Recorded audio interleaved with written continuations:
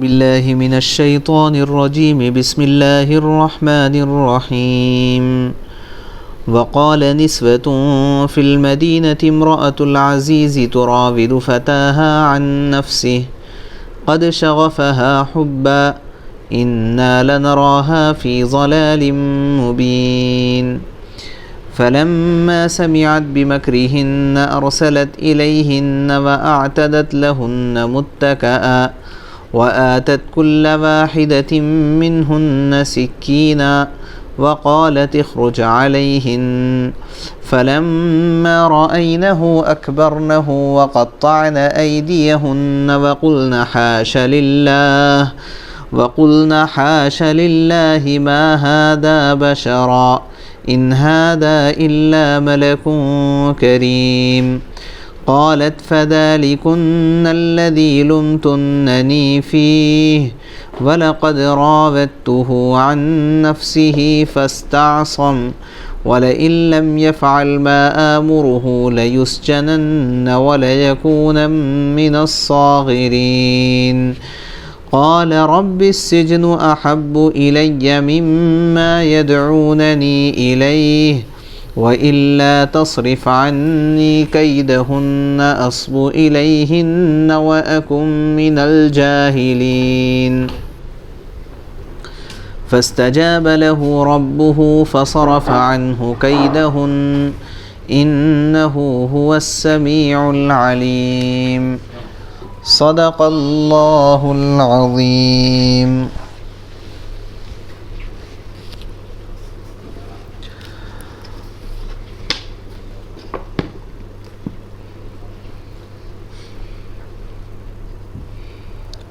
اور شہر میں کچھ عورتیں وقال نسوۃ فی المدینہ، اور شہر میں کچھ عورتیں یہ باتیں کرنے لگی کہ امرأۃ العزیز تراود فتاہا عن نفسی، کہ عزیز مصر کی بیوی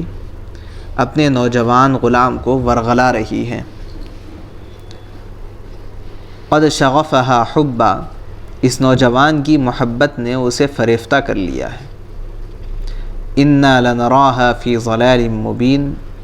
ہمارے خیال میں تو یقینی طور پر وہ کھلی گمراہی میں مبتلا ہے۔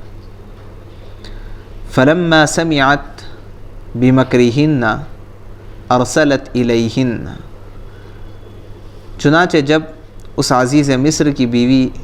نے ان عورتوں کے مکر کی یہ بات سنی تو اس نے پیغام بھیج کر انہیں بلوا لیا۔ وَأَعْتَدَتْ لَهُنَّ مُتَّكَأً، اور ان کے لیے ایک تکیوں والی نشست تیار کی۔ وَآتَتْ كُلَّ وَاحِدَةٍ مِّنْهُنَّ سِكِّينًا، اور ان میں سے ہر ایک کے ہاتھ میں ایک چاقو دے دیا۔ وقالت، اور کہنے لگی حضرت یوسف علیہ السلام سے، اخرج علیہن، ذرا باہر نکل کر ان کے سامنے آ جاؤ۔ فلما رأینہ، جب ان عورتوں نے یوسف علیہ السلام کو دیکھا، اکبرنہ، تو انہیں حیرت انگیز حد تک حسین پایا۔ وقطعن ایدیہن، اور ان کے حسن سے وہ مبہوت ہو کر اپنے ہاتھ کاٹ ڈالے۔ وقلنا، اور بول اٹھیں وہ عورتیں، حاش للہ ما ھذا بشرا، حاش اللہ، یہ شخص کوئی انسان نہیں ہے، ان ھذا الا ملک کریم، یہ ایک قابل تکریم فرشتے کے سوا یہ کچھ اور نہیں ہو سکتا۔ قالت فذلکن الذی لمتننی فیہ، عزیز مصر کی بیوی نے کہا، اب دیکھو یہ ہے وہ شخص جس کے بارے میں تم نے مجھے طعنے دیے تھے۔ وَلَقَدْ رَاوَدتُّهُ عَن نَفْسِهِ فَاسْتَعْصَمَ، یہ بات واقعی سچ ہے کہ میں نے اپنا مطلب نکالنے کے لیے اس پر ڈورے ڈالے مگر یہ بچ نکلا۔ وَلَئِن لَّمْ يَفْعَلْ مَا آمُرُهُ، اور اگر یہ میرے کہنے پر عمل نہیں کرے گا، لَيُسْجَنَنَّ وَلَيَكُونَ مِنَ الصَّاغِرِينَ، تو اسے قید ضرور کیا جائے گا اور یہ ذلیل ہو کر رہے گا۔ قال، حضرت یوسف علیہ السلام نے دعا مانگی، رب السجن احب الی مما یدعوننی الیہ، کہ اے میرے پروردگار، یہ عورتیں مجھے جس کام کی دعوت دے رہی ہیں اس کے مقابلے میں تو قید خانہ مجھے زیادہ پسند ہے۔ وَإِلَّا تَصْرِفْ عَنِّي كَيْدَهُنَّ، اور اگر تو نے مجھے ان کی چالوں سے محفوظ نہ کیا، أَصْبُ إِلَيْهِنَّ، تو میرا دل بھی ان کی طرف کھنچنے لگے گا۔ وَأَكُمْ مِنَ الْجَاهِلِينَ، اور جو لوگ جہالت کے کام کرتے ہیں ان میں میں بھی شامل ہو جاؤں گا۔ فَاسْتَجَابَ لَهُ رَبُّهُ، چنانچہ یوسف علیہ السلام کے رب نے ان کی دعا قبول کی۔ فَصَرَفَ عَنْهُ كَيْدَهُنَّ، اور ان عورتوں کی چالوں سے انہیں محفوظ کر دیا۔ إِنَّهُ هُوَ السَّمِيعُ الْعَلِيمُ، بے شک وہی ہے جو ہر بات سننے والا اور ہر چیز جاننے والا ہے۔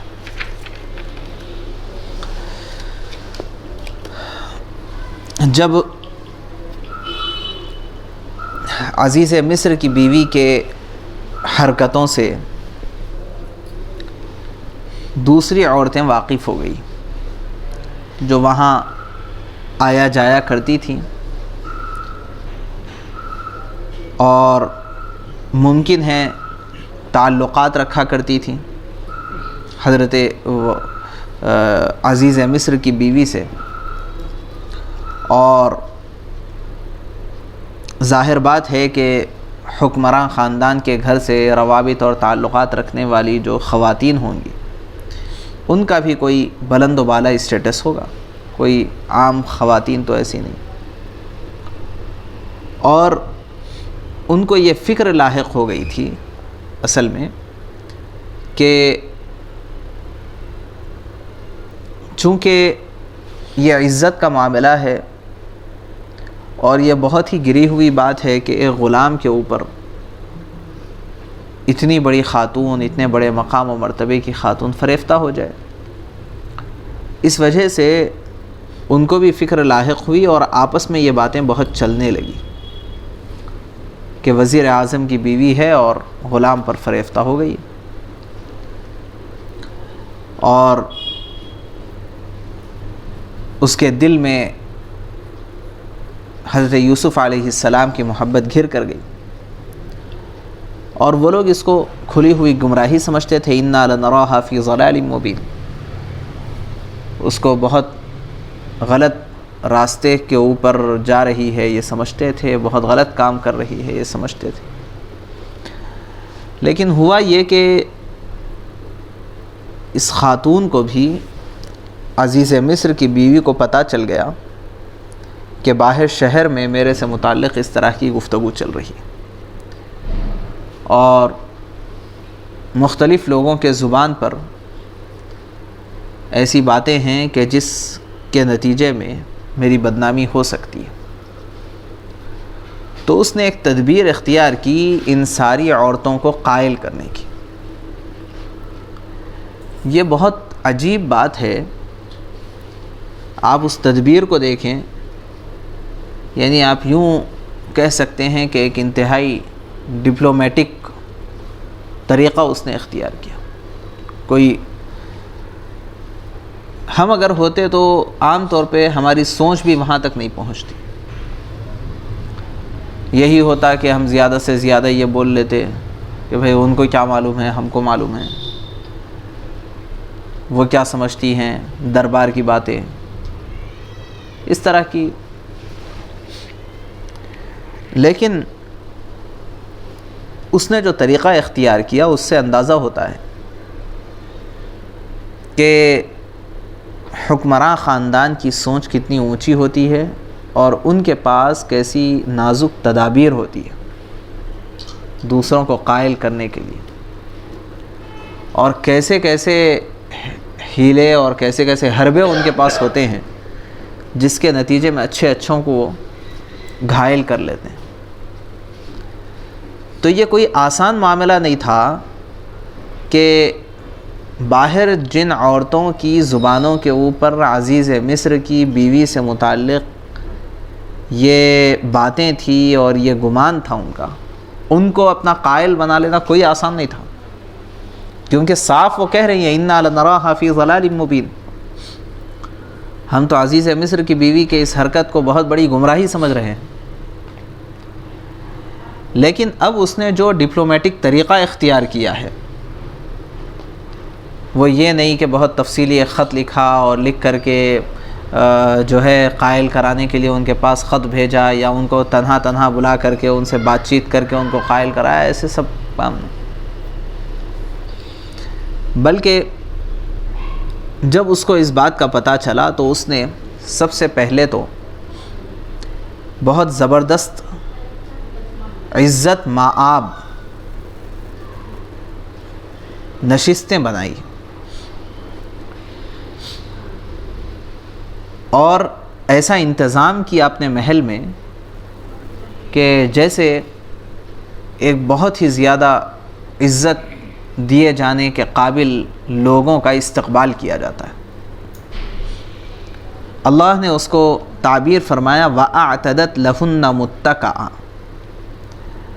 اس نے تکیوں والی نشستیں تیار کی۔ تو اب اس وقت بادشاہ کے محل میں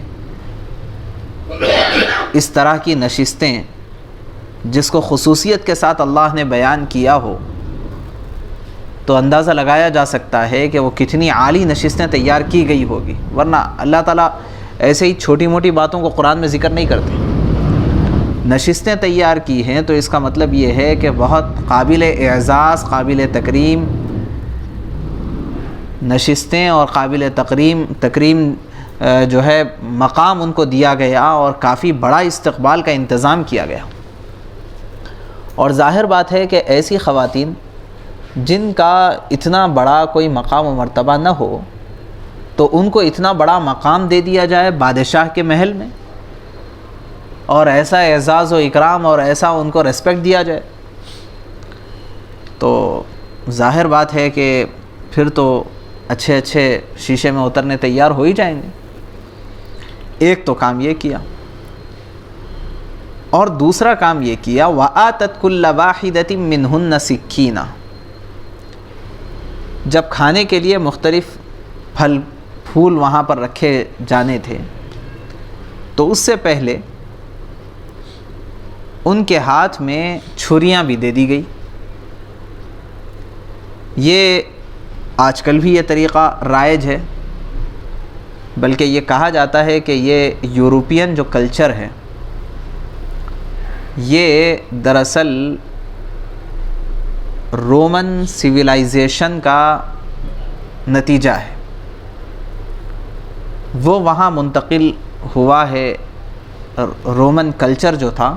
وہ بہت زیادہ وہاں پر منتقل ہوا ہے، اور اس کا بھی پورا نسب ہے، کون سا کلچر کہاں سے آیا ہے، کدھر سے آیا ہے۔ اور ہمارے پاس بھی یہ جو چھوٹا موٹا کلچر یورپین پایا جا رہا ہے وہ یورپ سے آیا ہوا ہے، اور یورپ میں کہاں سے گیا ہے وہ بہرحال۔ تو وَآتَتْ كُلَّ وَاحِدَةٍ مِّنْهُنَّ سِكِّينًا، ہر ایک کے ہاتھ میں چھری دے دی۔ ممکن ہے اس کے ساتھ اور بھی برتن رکھے ہوئے ہوں، لیکن جو بات یہاں مقصود ہے قرآن اتنا ہی بیان کرتا ہے۔ اور بھی برتن رکھے ہوئے ہوں گے، تشتری ہوں گے، چمچے ہوں گے، پتہ نہیں کیا کیا ہوگا، اور کیونکہ بادشاہ کے دربار کا دستر ہے، کوئی عام دستر لگا ہوا نہیں تھا۔ لیکن یہاں چونکہ چھری کی اہمیت کو بتلانا مقصود ہے، اس وجہ سے اس کو خصوصیت کے ساتھ اللہ نے بیان کیا۔ تفاسیر کے اندر یہ بات لکھی ہوئی ہے کہ جو پھل ہاتھ میں دیے گئے تھے وہ پھل خود یہ کاٹ کر کے کھائیں، اس کے لیے چھریاں بھی ہاتھ میں دے دی گئی۔ اب یہ صورتحال کہ ان خواتین کو بلایا گیا، ان کا یہ استقبال کیا گیا، ہر ایک کے لیے الگ الگ مسند لگائی گئی، اور ان کے طے شدہ مسندوں کے اوپر ان کو پورے اعزاز و اکرام کے ساتھ بٹھایا گیا، اس کے بعد ان کے سامنے دستر لگایا گیا، اور اعزاز و اکرام کا یہ عالم کہ ہر ایک کو مستقل اپنی اپنی الگ الگ چھریاں تک الگ الگ دی گئی، اور پھل ان کے لیے الگ الگ رکھے گئے، یہ سب کچھ۔ اور جب یہ پورا معاملہ قابو میں آ گیا، اور نفسیاتی طور پر سب کے سب، میں یہ جو لفظ بول رہا ہوں اس پر آپ لوگ توجہ دیجئے، نفسیاتی طور پر سب کے سب مغلوب ہو گئے، نفسیاتی طور پر سب کے سب مغلوب ہو گئے، اور ان کے ذہن پر یہ سوار ہو گیا کہ بھئی یہ کس قدر محسن ہے یہ خاتون جس نے ہمیں دعوت دے کر کے یہاں بلایا ہے، اور جس نے ہم جیسوں کو اتنی بڑی عزت کا مقام دیا ہے، ہماری کتنی بڑی محسن ہے۔ تو سب کے سب مغلوب ہو گئے، اور ظاہر بات ہے ہونا بھی تھا، اور اس نے اسی لیے بلایا بھی تھا کہ اس کو تو قائل کرنا تھا۔ اور جب اتنا سب کچھ کر کے اگر عزیز مصر کی بیوی ان کے سامنے کوئی تقریر بھی کر دیتی اور یہ سمجھانے کی کوشش بھی کر دیتی کہ بھئی جو باتیں شہر میں چل رہی ہے وہ باتیں صحیح تو ہو سکتی ہے، کیونکہ وہ انکار تو نہیں کر سکتی تھی، لیکن اس کی وجہ بتا دیتی، تب بھی ان کے لیے بہت حد تک کافی ہو جاتا،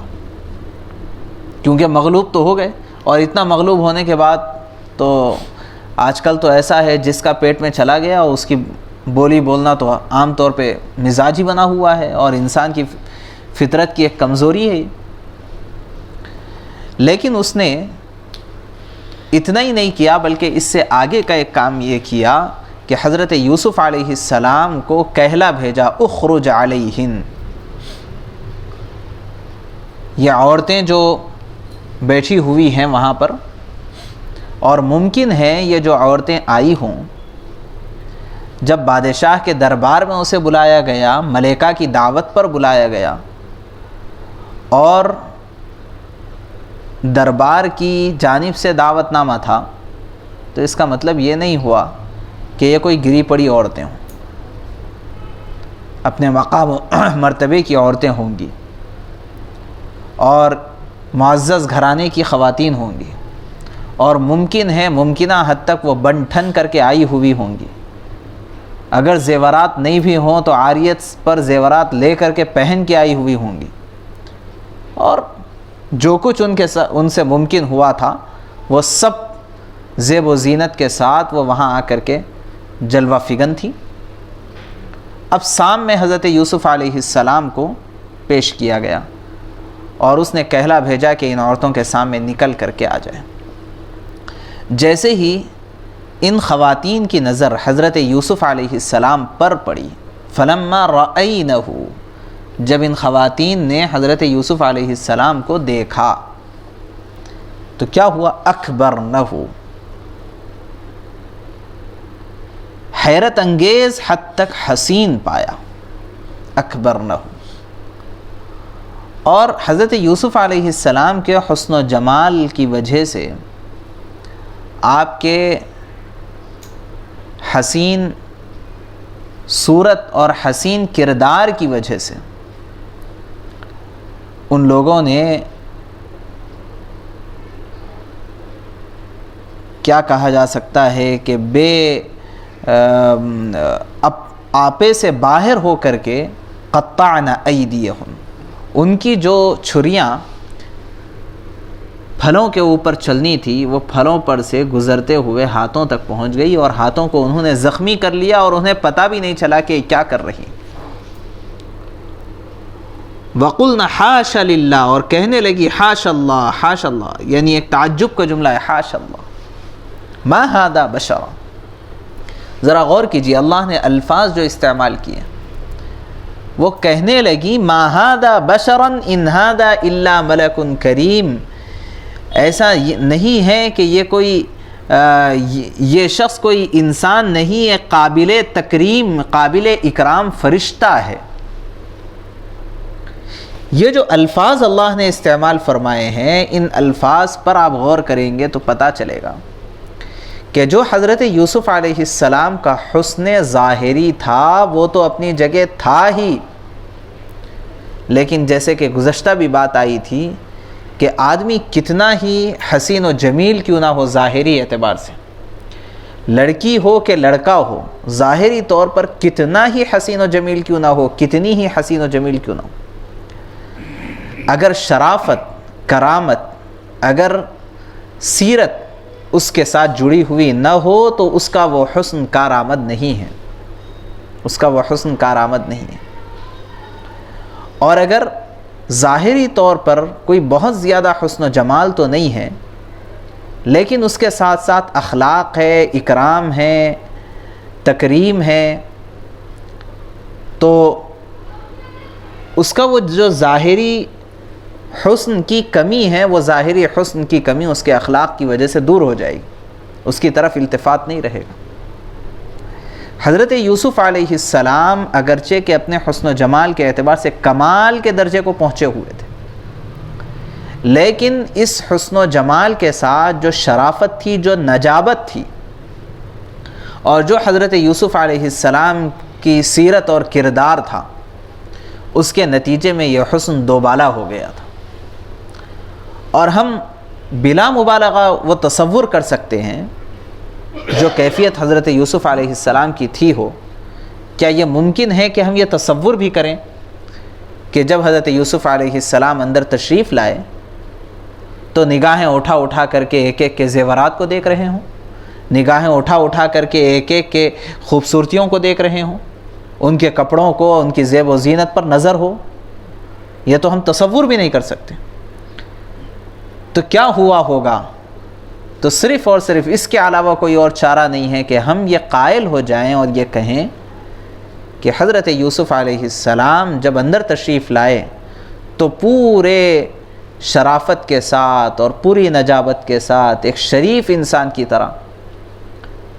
نیچے نگاہیں کیے ہوئے وہ کھڑے رہے، جب تک کہ انہیں وہاں ٹھہرنے کا حکم تھا وہ ٹھہرے رہے، اور ان کے چہرے سے، ان کے جسم و جثے سے، ان کے ایک ایک عضو سے شرافت ٹپک رہی تھی۔ تو ایک طرف انتہائی حسین و جمیل اور انتہائی زیب و زینت اختیار کی ہوئی خواتین کھلی آنکھوں بیٹھی ہوئی ہیں، اور کسی نے ان خواتین کو دیکھنے سے منع نہیں کیا ہوا ہے، اور معاملہ ہے ایسا سیریس کہ جہاں پر عشق و معاشقے کی باتیں ہیں، ایک دوسرے کے اوپر فریفتہ ہونے کی باتیں چل رہی ہیں، ایسا سیریس میٹر ہے۔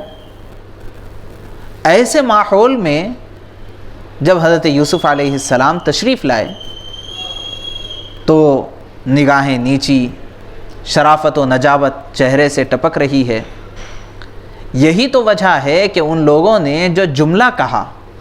اور وہ جملہ ان لوگوں نے کہا ہی ہوگا، قرآن میں اللہ نے وہ الفاظ استعمال فرمائے ہیں، وہ الفاظ صرف اس پر بس نہیں ہے کہ او ہو کیا ہی خوبصورت بندہ ہے،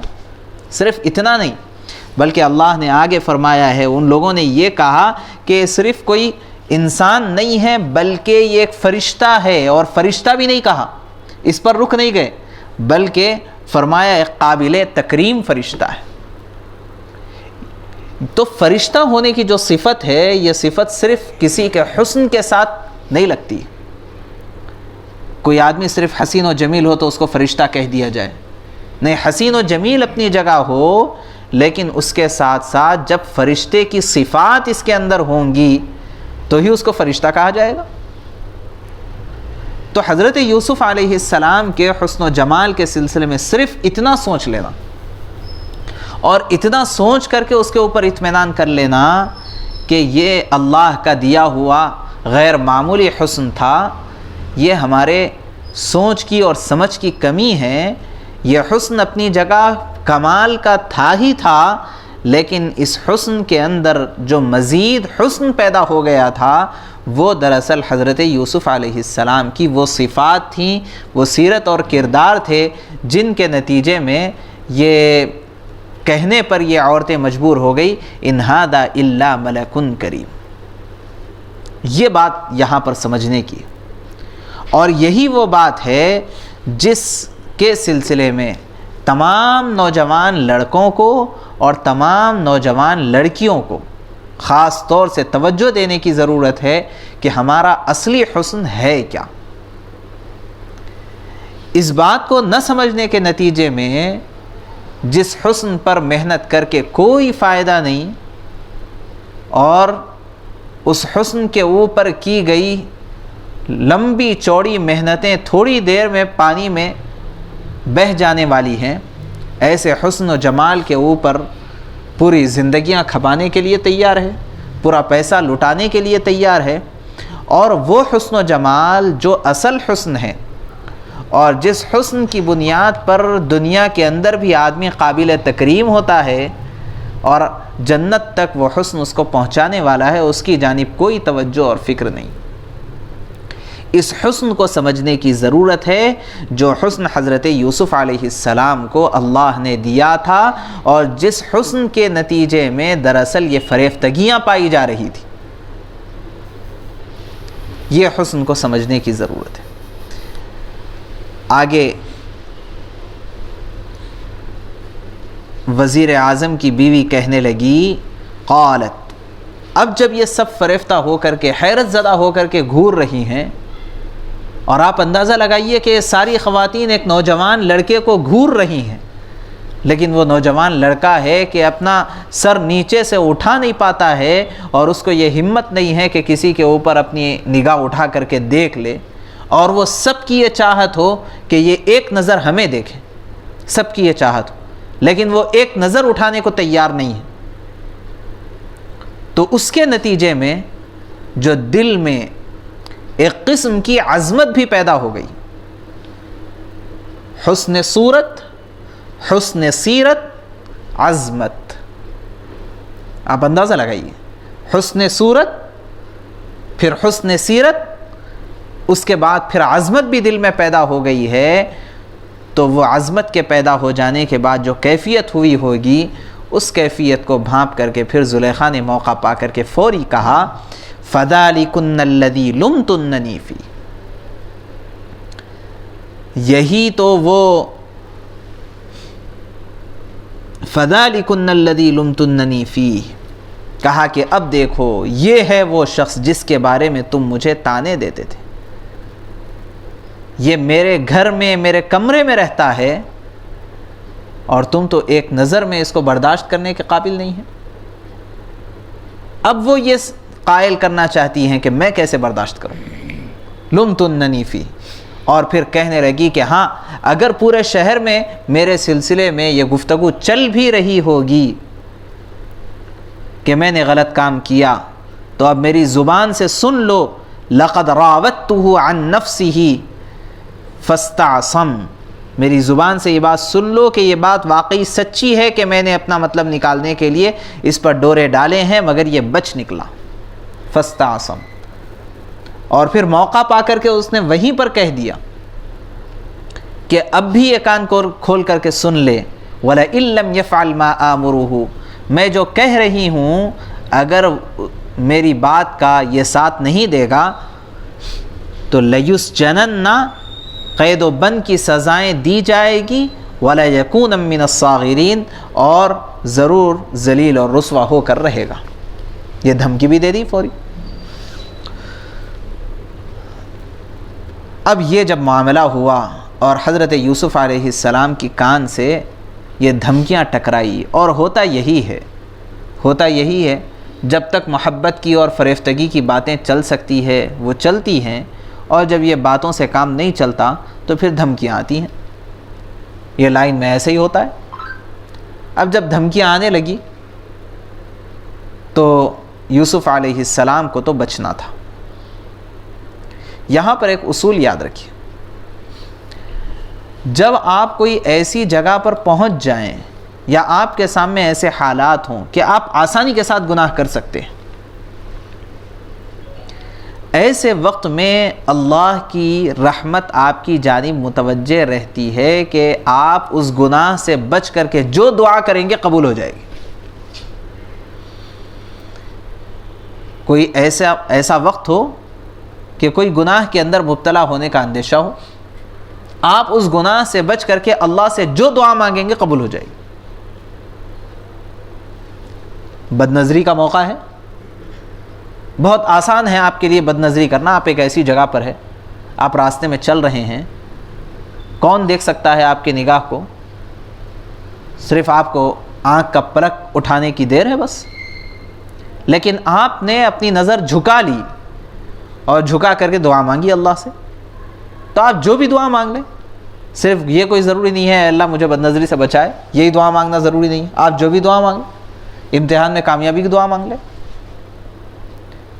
گناہ سے بچنے کے وقت میں جب بندہ اپنی طرف سے گناہ سے بچتا ہے تو اللہ کی رحمت اس کی طرف متوجہ ہوتی ہے، اور اس وقت بندہ جو دعا مانگتا ہے اللہ قبول کرتے ہیں وہ دعا. یہ ضابطہ ہے. کوئی ایسا موقع ہے کہ آپ آسانی کے ساتھ دھوکہ دے سکتے ہیں، چوری کر سکتے ہیں، کوئی روکنے والا نہیں ہے. آپ کے ہاتھ میں ہے پورا کاؤنٹر، آپ کے ہاتھ میں ہے پوری دکان، بہت آسان ہے آپ کو. لیکن آپ نے اس موقع پر جو شیطان بھٹکا رہا ہے اس سے آپ بچے، گناہ سے آپ بچے، اور گناہ سے بچ کر کے اس وقت اللہ سے آپ نے کوئی دعا مانگی، وہ دعا ضرور قبول ہو جائے گی. یہ اللہ کا ضابطہ ہے. یہاں بھی یہی معاملہ ہوا. معاملہ یہ ہوا کہ اب تو حضرت یوسف علیہ السلام کو دھمکیاں بھی مل گئی اور یہ کہہ دیا گیا کہ ذلیل ہو جاؤ گے، رسوا ہو جاؤ گے اور قید کر دیے جاؤ گے، سب کچھ ہو جائے گا، اب تو تم کو میری بات ماننا ہی پڑے گا. اس وقت حضرت یوسف علیہ السلام نے اللہ کی جانب متوجہ ہو کر کے کہا رب السجن احب الی مما یدعوننی الیہ والا تصرف عنی کیدہن اصب الیہن واکن من الجاہلین. اے میرے پروردگار، میرے لیے تو یہ خواتین جو برائی کی طرف دعوت دے رہے ہیں اس کے مقابلے میں تو قید خانہ ہی بہتر ہے، اور اگر آپ مجھ سے اس کو نہیں پھیر دیں گے، اس گناہ سے مجھے نہیں بچا لیں گے تو میں اس کے اندر مبتلا ہو جاؤں گا اور جاہلانہ کاموں کے اندر میں ملوث ہو جاؤں گا. اب دیکھیے مفسرین یہاں لکھتے ہیں کہ اگر حضرت یوسف علیہ السلام اس موقع پر اس کے علاوہ کوئی اور دعا مانگ لیتے وہ بھی قبول ہو جاتی، لیکن حضرت یوسف علیہ السلام نے جیل کی دعا مانگ لی، جیل کی دعا مانگی. اچھا آپ غور کیجئے کہ جب عزیز مصر نے، پیچھے بات آئی ہے، عزیز مصر یہ کہہ چکا ہے کہ یوسف اعرض عن ھذا واستغفری لذنبک انک کنت من الخاطئین، جب اس نے تحقیق کی، ایک گواہی دینے والے نے گواہی دیا کہ بھئی اگر کرتا پیچھے سے پھٹا ہوا ہے تو زلیخا قصوروار ہے، تو وہ گواہی کے نتیجے میں تو یہ بات یقینی طور پر پتہ چل چکی تھی کہ یوسف علیہ السلام کی غلطی نہیں ہے اور غلطی زلیخا کی ہے، یہ بات طے ہو چکی تھی. ٹھیک، اور عزیز مصر نے اس کو تسلیم بھی کر لیا تھا، اور عزیز مصر نے یہ بھی کہہ دیا تھا یوسف علیہ السلام سے اے یوسف جانے دو اس مسئلے کو، اور اپنی بیوی کو یہ بھی کہہ دیا تھا واستغفری لذنبک، اپنے گناہ پر توبہ کرو، اور یہ کہہ دیا پورے تاکید کے ساتھ انکی کنتی من الخاطئین، تو ہی ہے جو غلطی کرنے والی ہے. اتنا سب کچھ ہوا تھا. اتنا سب کچھ ہونے کے باوجود کہ عزیز مصر کو یہ معلوم تھا کہ یوسف علیہ السلام کی غلطی نہیں ہے، پھر بھی آگے یوسف علیہ السلام جا رہے ہیں جیل میں. ہوا کیا؟ ہوا کیا؟ ایسے وقت میں جبکہ قبولیت کی گھڑی تھی، یوسف علیہ السلام نے جیل کی دعا مانگ لی. اگرچہ کہ اللہ کے نظام کے حساب سے یوسف علیہ السلام کا یہ دعا مانگنا کوئی غلط نہیں، لیکن ہمارے اسباب کے دائرے میں ہم کو سمجھنے کے لیے یہ کہ ارے اس کے بجائے کوئی اور اچھی دعا مانگ لیتے. نہیں، اس وقت کے لیے وہی بہتر تھی دعا، یہ ایک الگ بات ہے.